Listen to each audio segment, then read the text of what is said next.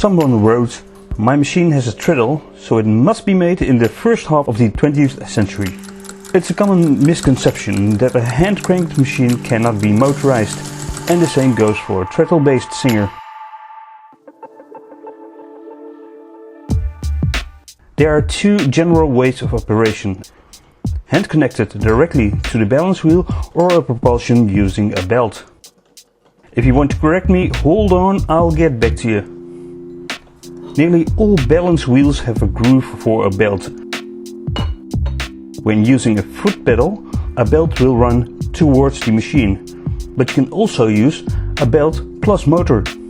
Underneath the balance wheel you can see a kind of a lump thing with a threaded hole. That is where you can attach the hand crank, but you can also have the possibility to bolt on a motor. That is attached with a small belt to the sewing machine.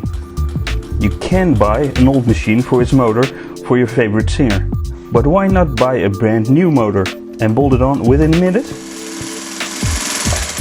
It's that simple.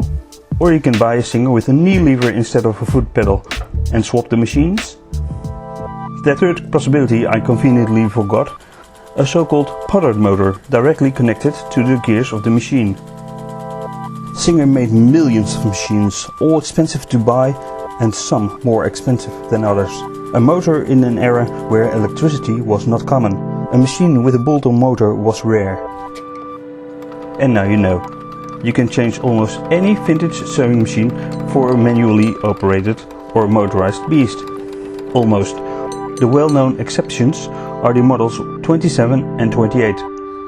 Both have the bobbin winder mechanism blocking the belt, hence the models 127 and 128 with the mechanism safely on top of the machine.